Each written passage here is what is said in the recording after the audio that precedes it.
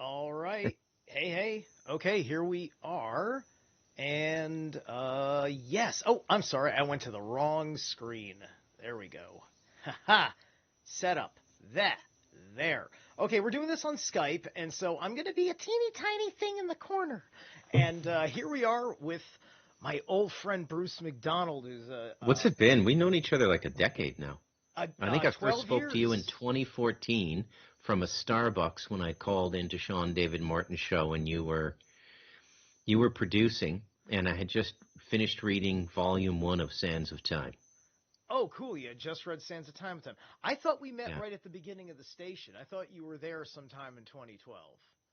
No, I didn't pop in Okay. till about 2014. Okay, so for us it's our decade. All right. So Bruce and I have known each other for a decade. He knows what I was like when I was horribly askew with everything in my life, but fighting the good fight in a way that And could the not be curious thing about appreciated. that is there was a physical representation to it as well, which is also gone now in the form of like 70 pounds have I disappeared, and he's a new man. I know, right? It's Yeah. and it was fun when I was rolling with people that I liked at the time who like it was just like one day we just went live and like I had always been just hanging out like live or whatever and just like everybody just fucking like, "Whoa, Steve. Whoa, look at you." Right? I don't know, maybe 2 weeks or something had gone by and I had hit that pocket where all the fat in my face had fucking gone off and my tits had slendered down, so I looked like a decent formed man. And and that was the moment I was looking at myself and it's just like looks are can be treated superficially, but Yeah. I stopped looking at myself in the mirror a certain way at a certain point because I could Yeah. not recognize I needed to get to know a new person. And you feel a lot better with all that weight off you, eh? It's well, yeah, it's I've unlocked like I'm very fit. I'm very fit. It's not just I lost weight. I've conditioned myself. Right. People that have been following my channel so much, they see like I put out kickboxing on a bag. I don't have a lot of time with a trainer as of late. Videos like that, yoga, my meditative techniques and everything else. Hmm. And all of it is 20 times more supercharged, right? Yeah.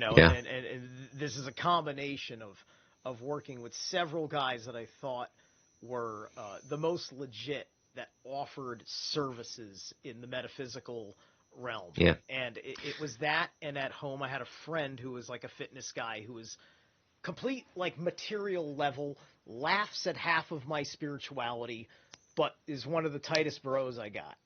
And he helped me become a badass too, physically. Yeah. So tell my listeners a little bit about your spirituality, which is very interesting because I guess what we could call you as a neo-pagan, right? Um, that would probably be an assumption that I'd imagine most people would see with me. Um, but I'm very much I'm an animist. Hmm.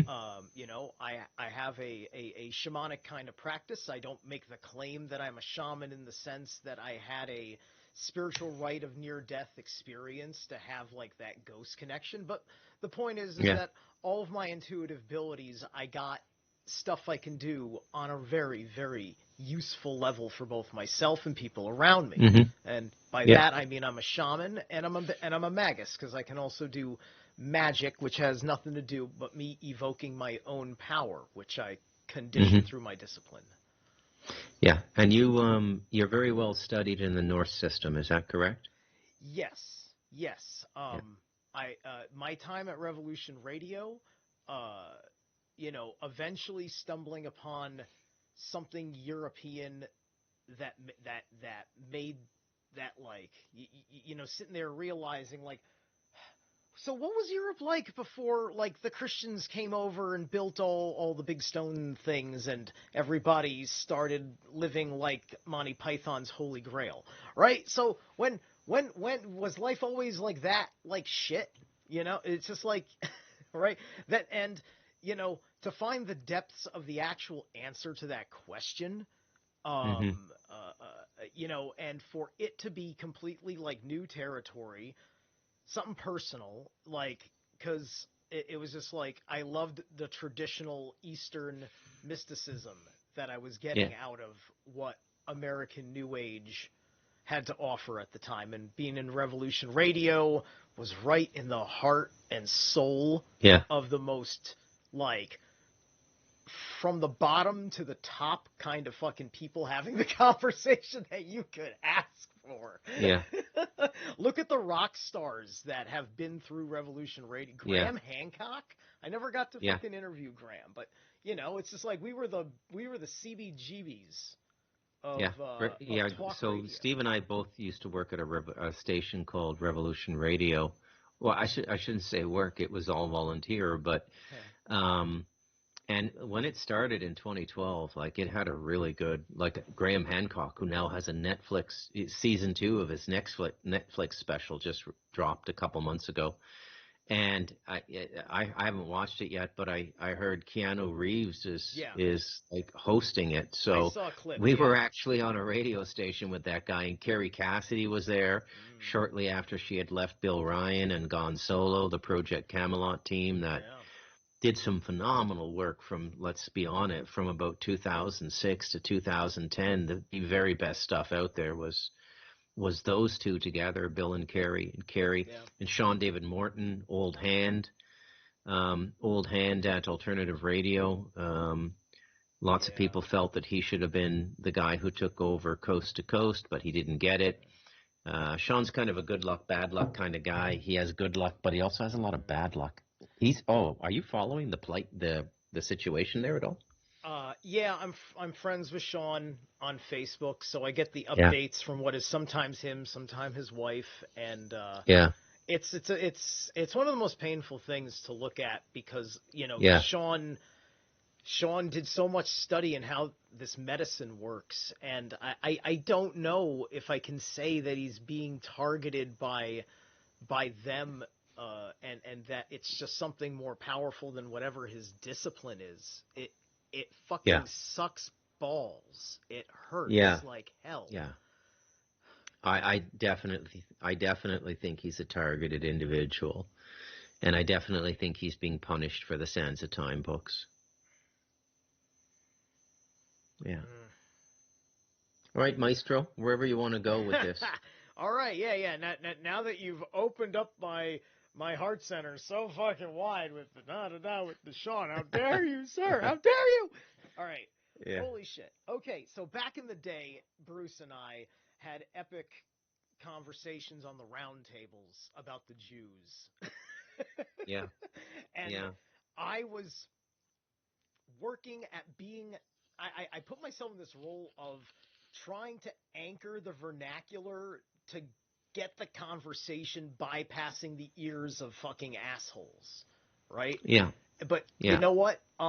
That time is now so transpired that I think all context makes fucking sense to people at this point, and I don't have to Yeah. fucking do that. We've never had the real Jewish conversation because I was always Yeah. like trying to elevate the conversation before I heard all the other idiots on the station. No offense Yeah. to like some of you guys were just really dumb anti-Semitic fucking people that Oh, that you're absolutely right. It was just Christian chauvinism and anti-Semitism. And, just to kickstart the conversation, for me, I don't like to lump the Jews into one big group, because it really comes down to an inner circle of past knowledge and certain rabbinical lines. They definitely have a war chest. There's a lot of billionaires and trillionaires backing them. But I think about 80% of what we would call the Jewish population are as victimized by these Zionists and the Rothschild agenda as any Gentile. So I just want to get that out in front. And I've said on my show many times, I believe a Torah Jew is a benefit to humanity, an illuminated human being, if they actually live the Torah. What we're talking about here is the magical inner circles, and they exist in the Vatican too. They exist in the Mormon Church. They exist in Jehovah's Witnesses. It's that inner circle that knows what's really going on and lives off the energy and the financing of the devotees. Now, in the case of the Jews, there's such an incredible backstory there that there's an incredible gravitas for the average Jew. You grow up listening to your mother, your grandmother, your rabbis, and if you're in Israel, your school teachers, giving you this like amazing multi-millennial history that begins with the Exodus, and the world hates you, and they're so close to getting their temple and their final goal in the Promised Land, which is the temple. It's not the Greater Jerusalem project is what they're just fabricating as a bargaining chip, which they'll trade for the Alaska Mosque, in my opinion. But I just, at the very outset, before we get into it, Steve, I want to say that I don't see this as it's not the Jews, but it's definitely Jewish. Right. It's, yeah, and of course it's the question of what of because even the context of the term Jews, as in like looking at a person and saying they're Jews, right? Yeah. Apparently that's only been around for a few hundred years. I don't Yeah. even have all of that put together just yet. I just know how it kind of popped up in the colloquialisms for various different reasons, and I don't know what our relationship with Jews was in pagan times, because oral tradition stuff, there's nothing really in there, if other than your imagination saying, well, when they were talking about trolls, right? And that may be true, especially if Kabbalistic Jews are coming through and wowing the peasants with their magic, right? Yeah. That would make perfect sense to me, right? And much of that mythology is about the off-worlders, and a lot of our shamans in the north were picking up on off-worlder energies, and then we picked up on different ways that we described it. There's open communication between the advanced Teutonic shaman and races like the Palladians and the Nordics. Open communication. And in instances I've heard of, physical visitation, like knock on your front door, there's a Nordic there. I should mention, my listeners know, but I think I mentioned to you off air, but I have befriended a Teutonic shaman now, a brilliant gentleman in his early 80s, and actually studied in Finland, just south of the Arctic Circle, for a decade, lived with them, and he's met the gods and goddesses and all of them. And I actually just finished typesetting a book for him called Contact and Cosmology, in which he details the relationship in some measure between shamanism and the off-worlders, which is everywhere when you start looking at it. It's not just the Hopis. It's every native tribe has the star people in them. Yeah. And all of this, for some reason, Steve, all of this got I don't know what big machine they got working on the moon that can just mind wipe us and make us forget all this stuff. That people could live with this knowledge for centuries and these experiences, and then it just goes away. It's like this great. It's almost like formatting the hard drive of the collective unconscious of the human race. Well, if we lose the will to keep connection with each other, if that psychic bond is poor, then any kind of like tower moment in the tarot sense, which is also alluding to the Tower of Babel. It's the tower moment's the most appropriate reference I could make for it, is because the tower card does allude to the Tower of Babel, because it's your big deal that you're working on has been thwarted, right? Trump Tower had a tower moment in 2020, right? He was knocked Yeah. off the throne for 4 years for whatever reason in whoever's plan. Did they Yeah. plan to take him off and put him back on? Because then we can just move on and say, okay, that's just part of their dark sorcery, or was there a light and dark war that was happening on that level? Because I Yeah. don't believe that the politics conflicts themselves is the light and dark war. It's like a mockery. It's a mere mockery of Yeah. the actual spiritual war that our hearts are having against theirs. Yeah. Agreed. Agreed. All right, I'll follow your lead now that my disclaimer is out Yeah, before we start talking about no the worries. Jews. Yeah. You're because your friend that you spoke of, the Teutonic shaman, he studied in Finland, and I Hmm. brought up to you earlier, even before I asked you on tonight. Did you catch anything I was doing with the Bach saga? Have you heard of the Bach saga? Because that's been on my Yeah, mind for I knew it years. by another name, but I saw that famous documentary that was done about the guy, and Who in the hell is Eeyore Bach? yeah, and this is another thing that comes out of that sort of shamanic tradition in that part of the world is the passage of elaborate and ornate oral histories. Yeah, yeah. And the guy you're talking about is the keeper of the story, right? Yes, he's the keeper. He's the keeper of the story. Bach is the 12th of the original families on this planet. Because Yeah. of the Bach saga goes that, the sun created the planet, let it evolve, then created the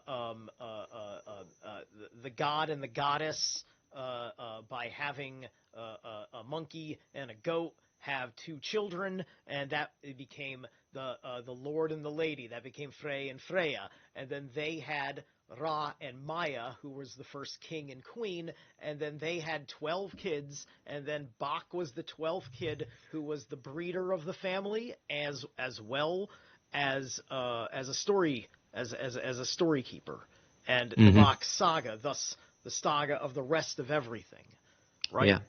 Yes, Yeah. and so the Hyperborean kings in the Bach saga survive the Ragnarok, which is when the Pleistocene was started, which is when the paradise time on planet Earth ended, when we had our regular axial tilt, and thus there were Right. no seasons, right? And we were all Hmm. a copper skin. This ain't got jack shit to do with melanin, so that was a one world government with one family who was like, we were all directly in some way back then, all like a family, literal. But they had Yeah. strict breeding rules. They had very strict breeding rules. It was a completely different way. So the Bach saga starts because the Bach saga is about, you want to know how everything started. We have to talk about how people were born and the manner in which they were born. So fertility cult. It's a fertility cult story at its core, beginning for humanity. Hmm. So you explain this infrastructure, the fertility cult. So Atlantis is Atlantis, all land ice in the root language, Yeah. and thus there were the four quadrants of the Earth had each a quarter of this family's Yeah. line in it, and then their survivors were all of the tropical races. These are all the people that are just the tribal type people. They were the ones below the Yeah. Arctic Yeah. Circle that didn't get the Ice Age. They got the flood. We got the Ice Age. So we had the Fimbulvitr, which is in Norse mythos, the Hmm. terrible winter, the great winter. It happened already, Yeah. right? And so the Hyperborean king line survived by the grace that there was a freshwater pocket in the Arctic Circle that came in during this ice age, kept a certain part of the area warm enough to be a livable, survivable like winter. And so they Hmm. were able to keep animals, and then they started creating agriculture, Yeah. domesticating animals, breeding animals out of tropical animals to be suitable, and then they had a first line of people go in and create and found the Arctic people, and then white people happened. That's how white people Yeah. happened. Then Yeah. we got separated from the Hyperboreans. The Arctic people, we went our own way, like the way the tropical people did. But Hmm. we ended up descending from the Hyperboreans first when they were figuring out when it was cool to get the hell out of here, right? There's too Yeah. much, we're going to die if we leave. They had to be there for generations, and they had to shrink it down from 12 kids to like 9. It was like 9 and 7 instead of 12 boys and 7 girls, right? They were breeding different. So anyway, Yeah. long story short is one of these later lines that of children come down out of these Hyperboreans. These are the fucking elites, and they are of different types of people from up there, from of the Hyperborean race, Hmm. including a guy who would come down and eventually found the Jews in question, right? Yeah. Yeah. Which is also one of the races that got compromised by off-worlders. As far as What are I we know, talking? What are we talking here, time wise, Steve? About 12,000 years ago, 12,500 years ago, um, something like that. well, yeah, we're talking about, okay, history as we know it has been trying to pick itself back up since the end of the Ice Age. That's the most obvious thing when we look back at what we were doing, at least as far as northern man was concerned, right? Hmm. Um, Yeah. Everybody else was broken off from the higher order of the Hyperborean greater family, but they still had most of the paradise. They had like Hmm. rainy and dry seasons now, whoop-de-doo, right? So they just kind of adjusted. Yeah. I don't know where the desert comes into play other than a product of the axial tilt and the way the Earth shifted with that axial tilt. Hmm. Um,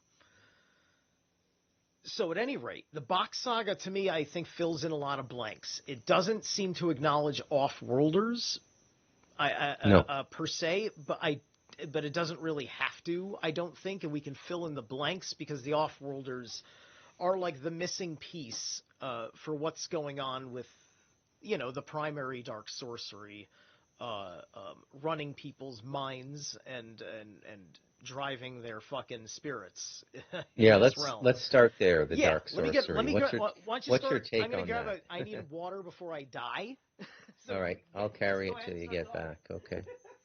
So this is just sort of leading up to the moment we're in now, and I guess how we've come to be in what seems to be a Jewish-led world. I mean, at least it seems that way if you're in the United States, and I would say Europe as well. I mean, I'm starting to see things come out of Europe now. The European Union leaders um, making these very, very deferential statements towards the Jews. And so you guys know my position. I think that we're being led to Noahide law, and I think this will be a great culling because Noahide law has a severe death penalty mandate. That they really play that down when the rabbis are talking about this. I mean, what I was talking about while you were getting your water about, how the background you gave is leading up to how we came to be in what appears to be a Jewish-dominated world, at least in our half of the world. It may not be in Asia, but it's definitely in our half of the world, and how it seems to be leading to the Temple of Solomon and rule by Noahide law, which the rabbis are openly talking about now, but they're not really reading the fine print aloud. I mean, under Noahide law, pretty much 99% of the people practicing religions that are not, I would say, very, very similar to what we'd call Chabad Lubavitch right now. I don't know if they'll be given a warning or be told to stop, and if they don't stop, but under Noahide law, the penalty for idolatry is death, right? So It's my belief, Steve, that we're already under Noahide law. That the They can go fuck themselves. yeah, that that we're already under Noahide law, and the medical regimen, because I have to be careful about what I say, but the medical regimen we're under that began in 2020 is an aspect or a precursor of that Noahide law, which is affecting the death of idolaters.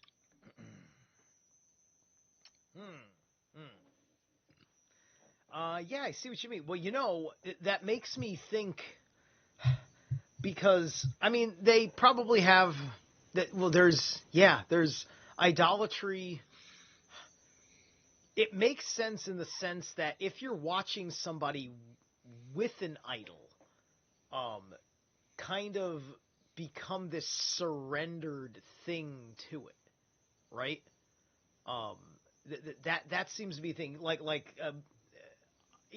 I grew up loving anime. Still love, Yeah. still love really good anime. Mm-hmm. But dude, anime cult is real as fuck, right? Yeah. I mean, there's otaku. Like being a super fan, I got my otaku moments about like my anime eras, like 80s and 90s. I'll go full otaku, right? But when I see these people that are like grown men that dress up like Sailor Moon and stuff and live in that personality, Yeah. and all that stuff, I'm just like that's a different kind of idol. But guess what? It is. Like those people, they're also IDLE. They don't have, they're not doing anything with their spirit. So it's just getting poured into this fantasy, because they've given up. Yeah. Yeah, I would agree. And that's one of a long list of many forms of escaping the reality we live in, which seems to be the most popular pastime of people now, right? Is escaping the reality we live in. Very few people can look at it head on now. Yeah. And I've tried to stir people's spirits with encouragement that are like that, like to their face, like human beings standing in front of me, not like internet arguments, right? And to get the rebuke, to get the scoffing, like I'm trying to tell them to fucking break their legs or something like that. It's just like, wow, you hate yourself. I'm sorry, I can't even be in your energy, right? It's just like, I try to be a healer, and I get repulsed when people that are hurting don't want to heal. It really bugs me. It's just like I feel insulted, like a doctor would feel insulted if he didn't take the medicine prescription he gave, right? That's what it feels like. So it ain't nothing personal, but if you're on a path of death, it's just like, you got to show me that you're off that path. Otherwise, I'm not interested, because my compassion must go towards those that are fighting for themselves. Yeah. Yeah. So cue us up. Where are you at? Like, give me your take on. So you gave us the real old history, the Hyperborean kings, and Right. the Ice Age and the Flood, which were the same thing, depending on where you were for the axial tilt, which would, I guess, what you're referring to there is a magnetic pole shift, right? Something like that. According to the Box Saga, it was something that Udin did. So it was something that the sun did. So it would have been perhaps the sun having like changing its solar winds or something. Like maybe there's a way the sun emanates energy to the earth, and perhaps it changes the pattern and changes the angle that it wants to do that. Right? Yeah. Because that's like the Box Saga says that one day that the sun wanted to do a thing, right? Like the Ragnarok was a thing, making the first god and goddess to make the first humans was a thing that the sun did, and then the sun just stops and just goes on its regular course passively, right? And so this is what the ancient Finns say we all believed back in the day, right? So So what is the explanation for why these Scandinavian cultures preserved this information so well? Just the oral storytelling and like how did they do it? Like why did everybody else drop the ball but these northern people have this ancient memory? Well, the Arctic people, um, the Arctic people, like I said before, they were kind of like they were kind of like they got stuck up there with the Hyperboreans, right? Okay, yeah. Or they descended as a new generation from the Hyperboreans that then separated to do their own thing, but their own thing was also similar in many respects because they were still a lot closer to the original family lines the way they held it, right? So the simplest of answers is that we're you know we're a little bit closer to how the original family lines raised everybody. So all of that culture and tradition that comes from us Carpathian whites, not Hmm. Caucasoids. We are Carpathian whites who we descended from Helsinki, from Uudmaa, and Hmm. then I think we went south a little bit, but we didn't settle till we popped up north into the Carpathian Mountains, and then Right. that's where we got started. So in those mountains, that's when like certain things get saved in the tradition in root language. Power, like your personal power, which has different kind of contextual references, is called Tor, Tor.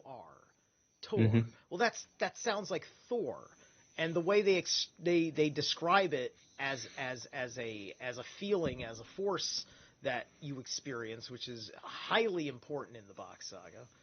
Hmm. Um, um, that becomes um, man. Sorry, I was supposed to be getting. I was supposed to be interviewing you about the Yeah, Jews. yeah. What's Let's going well, on over let's here? switch Why it am up. I under Okay. the table? I Yeah. wasn't All prepared to right, talk let's about switch it myself. up. Okay, so you start your interview, man. Ask me what you No want to worries, ask no me. worries. This no. I'm kind of glad that that was more like pop quizzing. I'm still. Everybody, go watch what I'm doing with the box saga. I'll be doing more of it later because I'm jumping into a whole bit on Eeyore Hmm. next. That'll go for a couple of episodes. I'm still a bit on a journey of discovery myself, but all of this is very core to the mystery school I'm initiated in. So that's part of the reason why this is of high interest because I've got several things going on to fight evil. Welcome Yeah, to Zerilath Immortal and his world. All right, so yeah. Bruce, let's talk about what people really need to know at this point about about the Jews before innocent people get hurt. Okay, so I will answer point-specific questions. So just ask your questions. All They right. can be general or specific. You can start in whatever fashion you want. Okay. I have somehow become an expert in this topic. I never set out to do this, but it just Yeah. happened. All right. So, I'm remembering best I can from reading In the Light of Darkness. So, Hmm. what is going on in the power structure? Has that power structure? Do you still see it the same way you did as when you wrote it? Is the Council 300 the top of the Yeah. Earth game? Is that all the Jews going on up there at the Council Oh, 300? well, the Jews, I would say, are a representative arm of the off-world control. Okay. And, I point this out to people and they kind of go, uh-huh, when they have it pointed out to them. But the uniform of the controllers is a black suit and a black fedora, very much like Max von Sydow getting out of the cab in front of the house in Georgetown in The Exorcist in 1972. Or, if you will, very much like a rabbi. Okay, that is the uniform of the controllers. It is also the uniform of the men in black.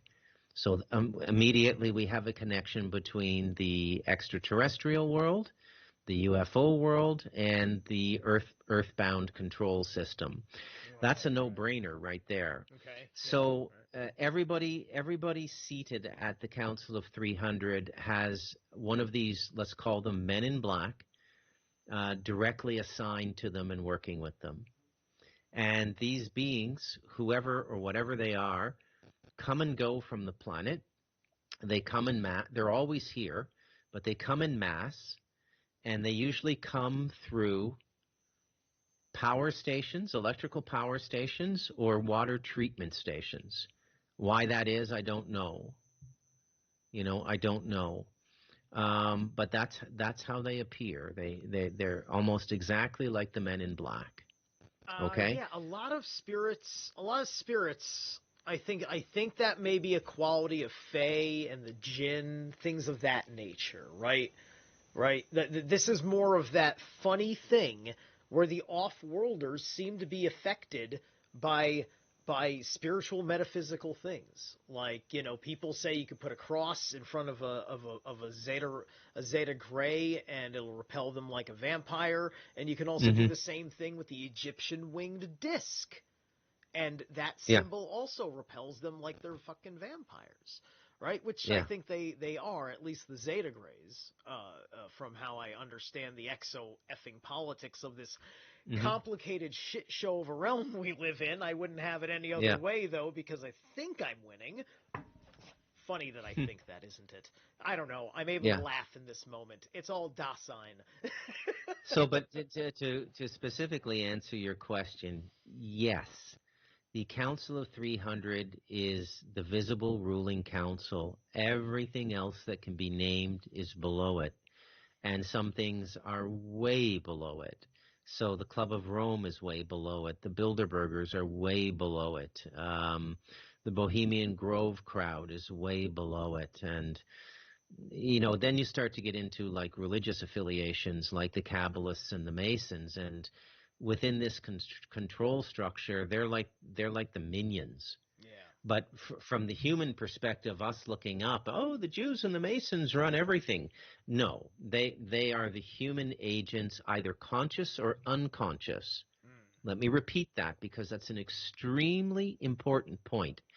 Many people participating in this are unconscious of the fact that they're even participating in it. You can be culturally assimilated to it if you're born into certain cultures, okay? So they can be conscious or they're unconscious. So at the level of the Council of 300, they would be fully conscious. There would be conscious interactions, okay? And so the Council of 300 is running the show. I could go on and on because you brought up The Light of Darkness, but not only would I change nothing in that book, it has become more and more relevant with each passing year. With each passing year, absolutely, yeah. There's been many a time in conversation I've had the opportunity to bring up that book. I particularly enjoy the times I get a chance to bring up the demons, right?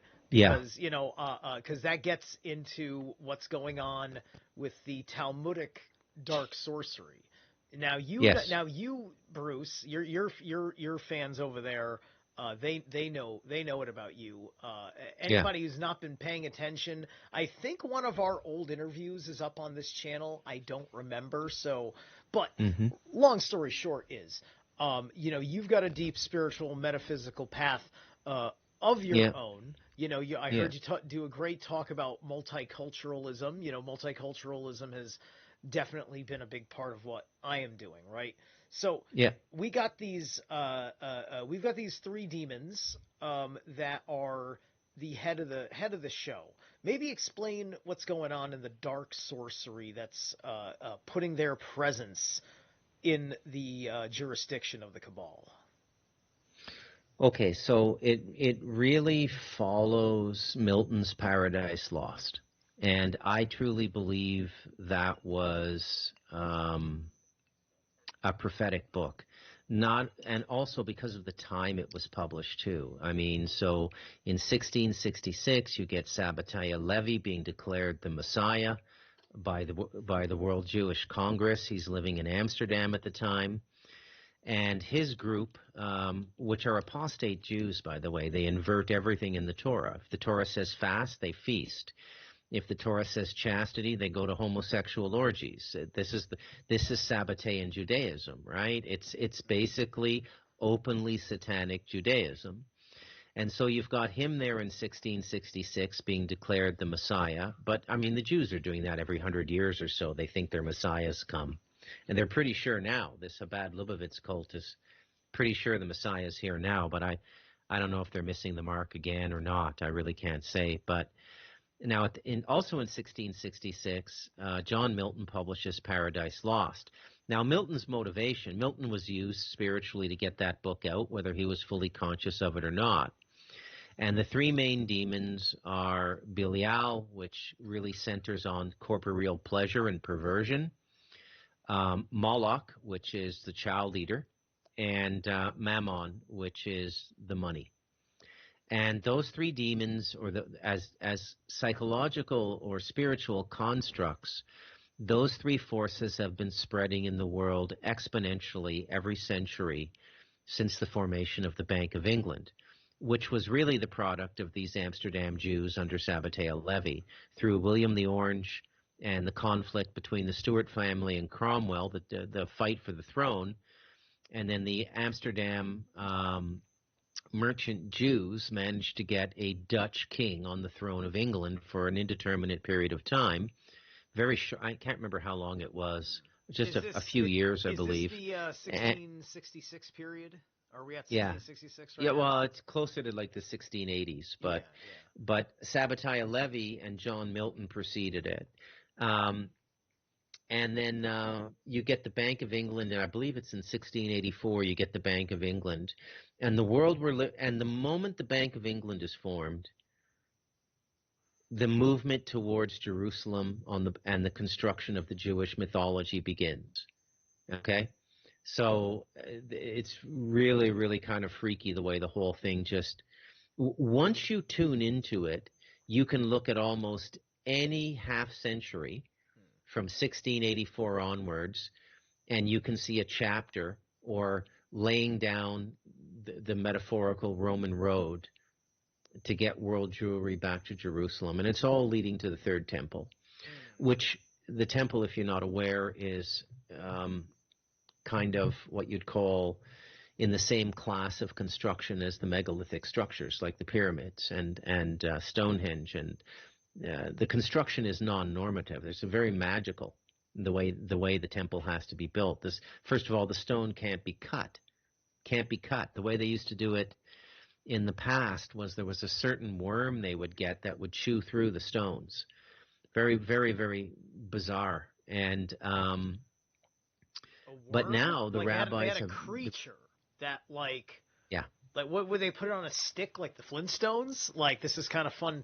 This is a fun thought for me. They had pet worms that were stone cutters. Yeah, it was a worm that would chew through the stone somehow. I forget. Anybody can read up on it. Now, in our time, the rabbis have deemed lasers kosher, so the stones can be cut with lasers. So when they get the Alaska Mosque site, and they're going to get it because that's what this war is about. That's what it's all about. It's not about condominiums in Gaza, okay? It's not about any of that stuff. It's about the temple. And the average 80-90% of Jews couldn't give a rat's ass about the temple, okay? Being Jewish to them is just living within their cultural footprint, maybe studying the Torah.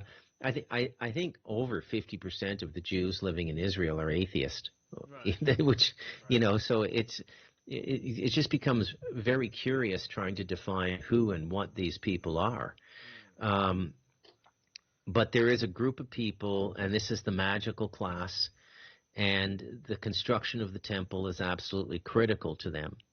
Now, when you get into studying the temple is quite fascinating, actually. When you look at it from above, it looks almost exactly like a central processing unit, like a computer chip.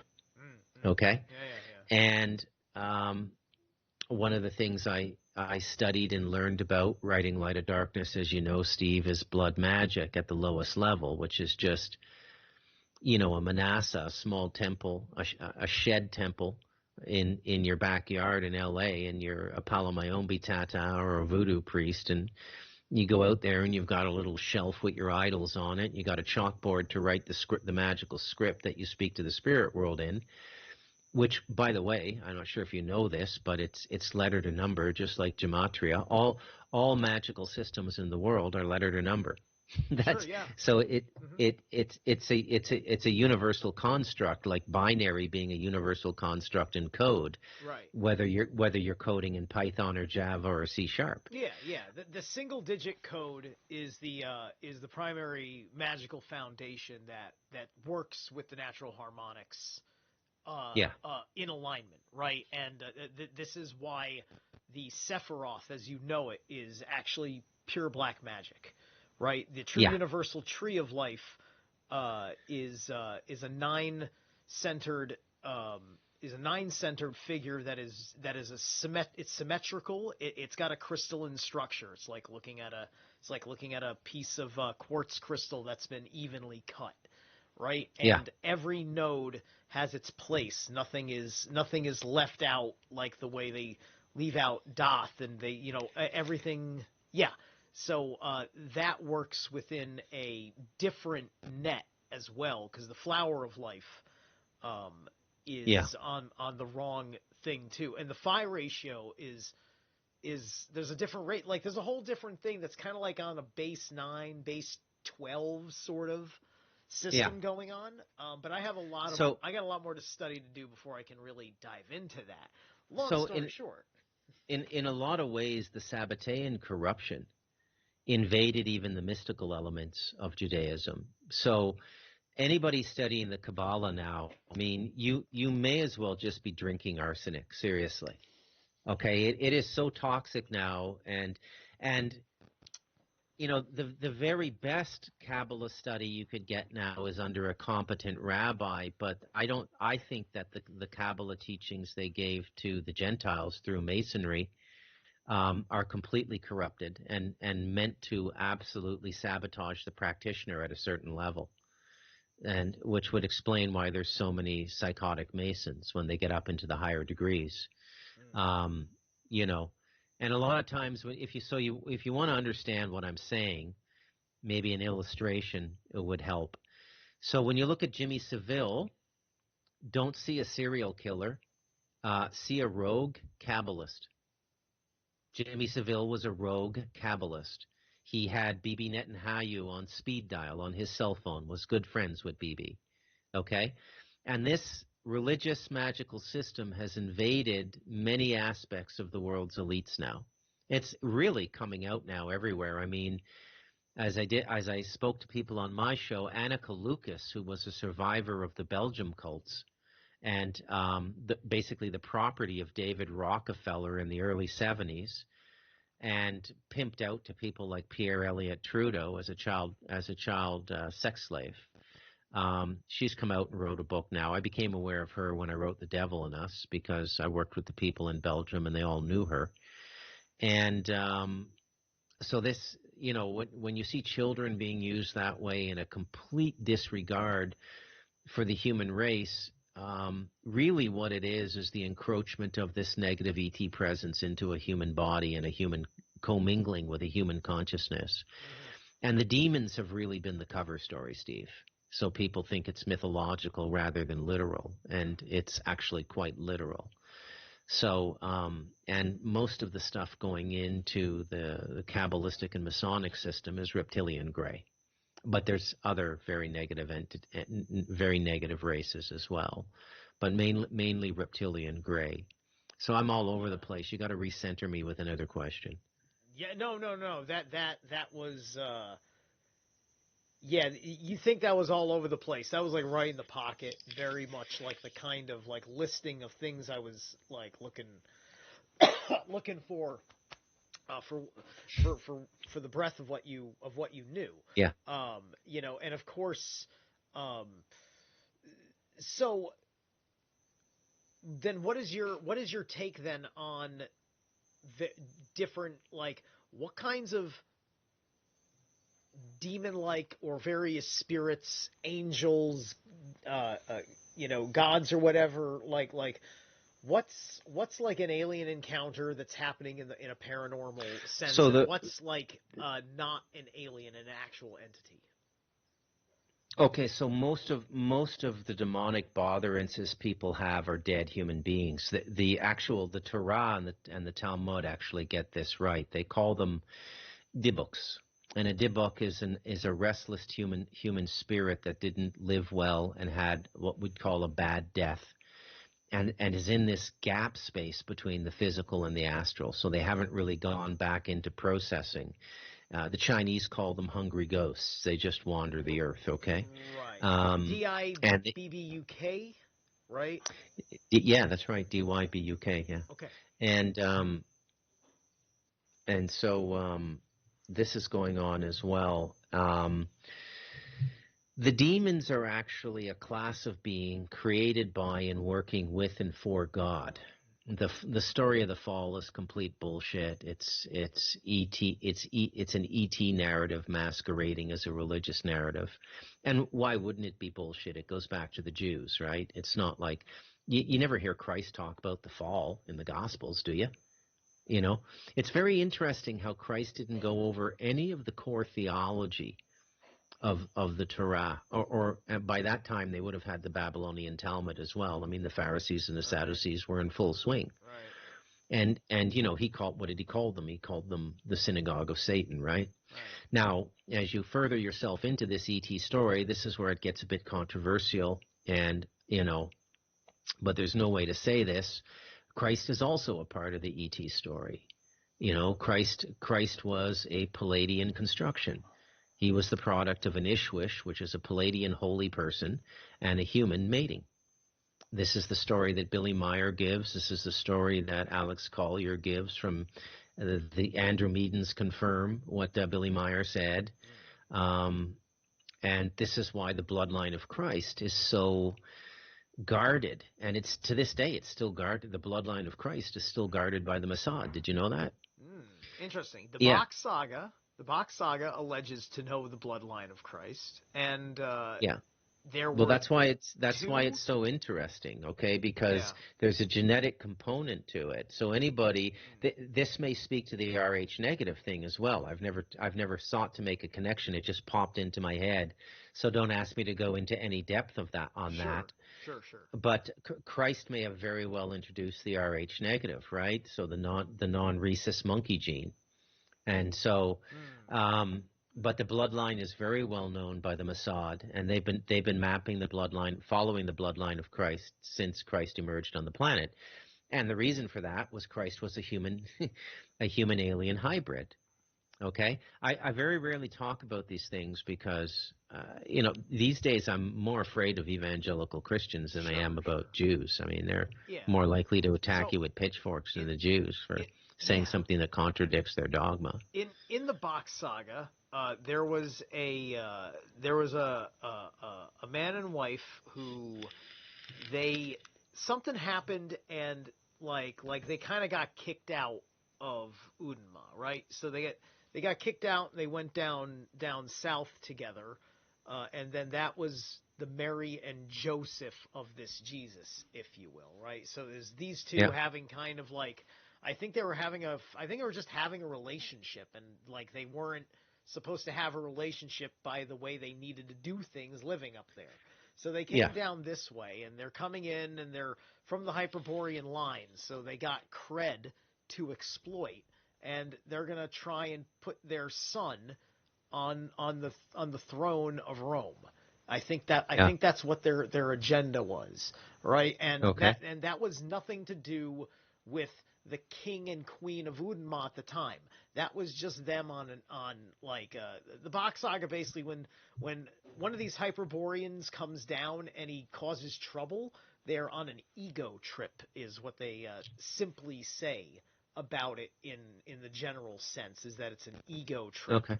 And it doesn't get into too much depth as far as I know, unless there's several angles to that story that hasn't been told yet, because the guys have to get it out in being asked questions or something. I'm not 100% sure what it takes to get all the answers out of a box saga, but Hmm. if Michelle Merle's listening, please pop on in. Not tonight, Yeah. but I mean on a box saga show.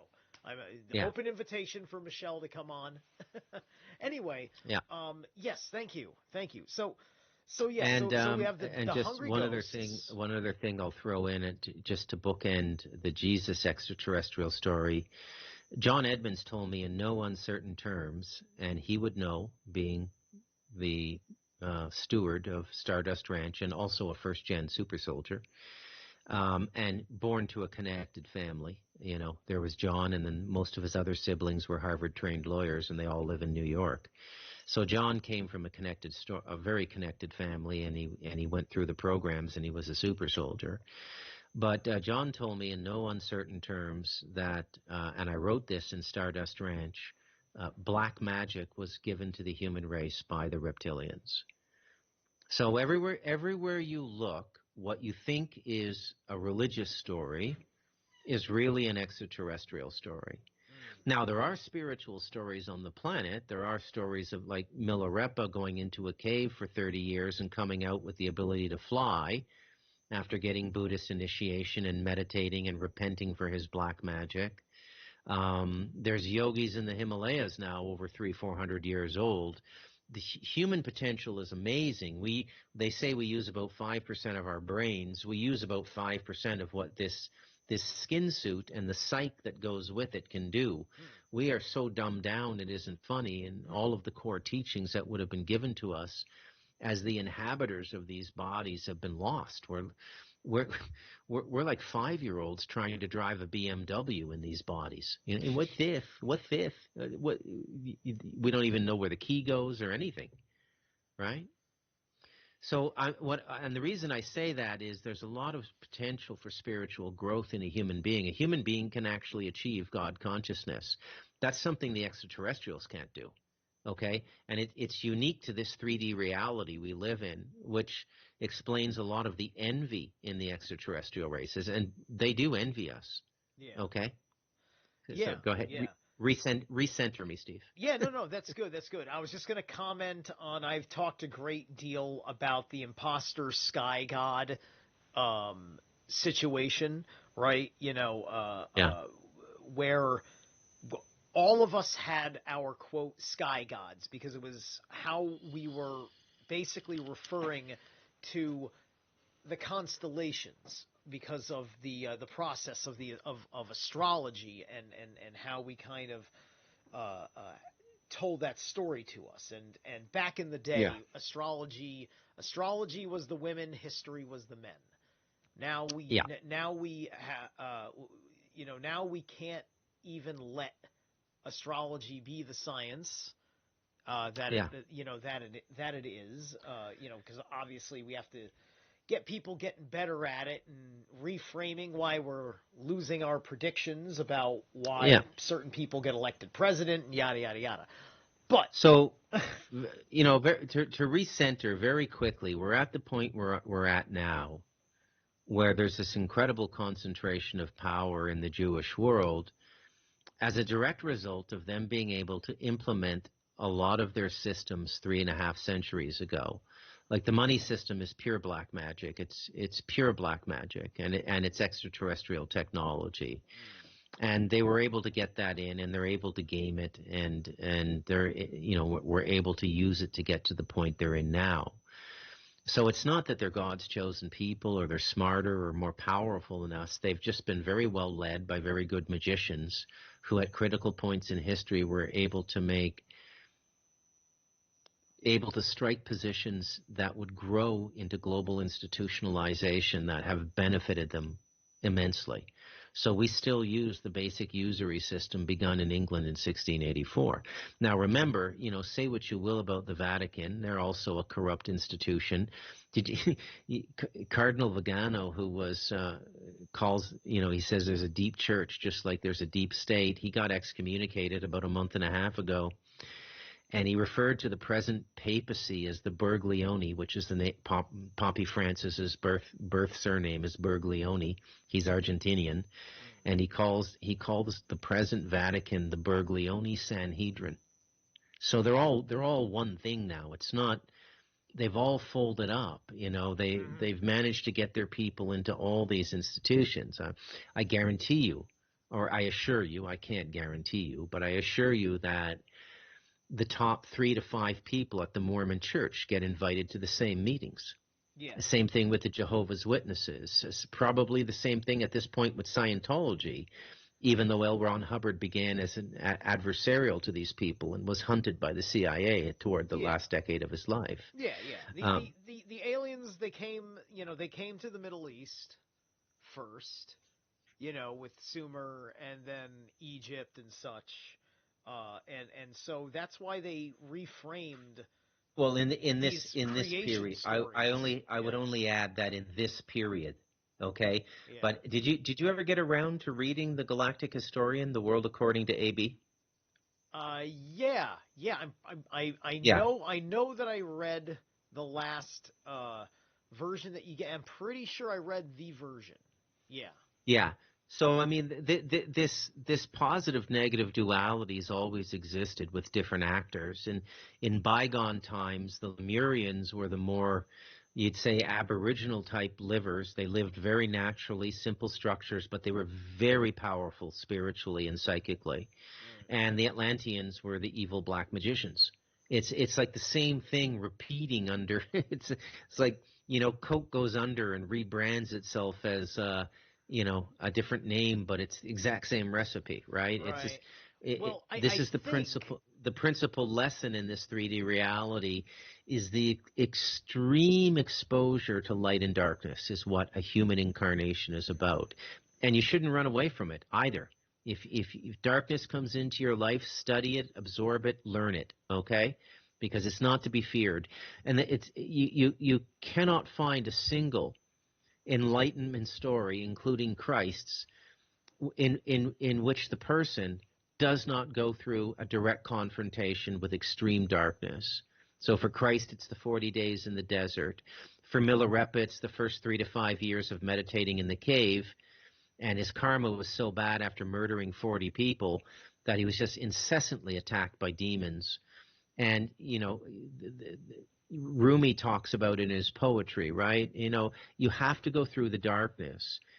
And it's unfortunate that the present Christian system, led by the Catholics, infantilized the human race by making them all afraid of this and everything, and refusing to give up the notion of an eternal hell, which I think is about the worst sin on the planet now, is telling a group of people that they go to this horrible place forever. Hell regions exist on the astral, but they're not in. It's like going to jail. You serve a sentence and you get out. But hell is the wrong word. Like hell is home. Hell's the original place. Like that's like the thing with the Bach saga. Hell was what we called the first the first place in the world, and because that's where Odin had everybody come and descend down from, and that's up at the North Pole, right? That's which used to be Helsinki, Finland, which is where it still keeps the name. That's hell. That's Helheim in Norse mythology, which had its meaning kind of changed. I think that the use of the word, that is fascinating. I think the worst of the use of the word hall or hol in Old Norse is probably in the same thing because of vowels with hell, because Odin is in Valhall, and so this hole is where the axis mundi is that hits to the pole star, and and so that realm was called that land was called Udenma, but it was also known as hell at the very top of Udenma, at the very center, where they would also have the king's castle and things of this nature, right? And so when you died, your soul would eventually go up, and it would go up to the north, and it would join kind of like the concurrence of souls around the axis mundi which is the top of the torsion field of the planet. And then eventually you'd get thrown back down, and you'd find an incarnation through somebody. You'd find a man to come and reincarnate through whichever woman chose that man. That's how Steve, the system worked. I generally don't podcast longer than an hour. It's a formula I've been on for about a year now. You want to just call this part one and pick up with another set of questions next Friday? Yeah, I think that would be. That would be great. There's a lot for people to. We've only been on an hour and 5 minutes, but there's a week of contemplation in this podcast for people. Oh yeah, there absolutely is. I hope I didn't throw off too many tangents. You were on the good focus. This is good. No, you're good. This is great. I find the Norse stuff really fascinating. I've been learning a lot about it from my friend Greg, the Teutonic shaman, and it's just absolutely fascinating, and there's a tremendous amount of authors I still need to read, but I'll throw you some authors that'll help you, and some video makers that'll Sounds good. help you out there. Alrighty? All right. Peace out, Steve. Yeah. All right, I'll see you later. Okay, guys, I'm going to log it off over here, too. Thank you so much for popping on and being with. That was my friend Bruce MacDonald. The link to his channel is down below. He's got a very, he's got a very relaxed energy. He's not uppity like me. Right? He's living up in the mountains in Costa Rica, and he's about as chill a pill as you can ask for doing this stuff. But yeah, if you check below, you've got the link to his Rumble, and you got the link to his YouTube, and you can check out various things about him from there. He's got a show on his channel he calls the Talamanca Review. And so that's just kind of the thing. That's kind of like his major podcast over there. All right, guys. Thank you so much. Have a good night.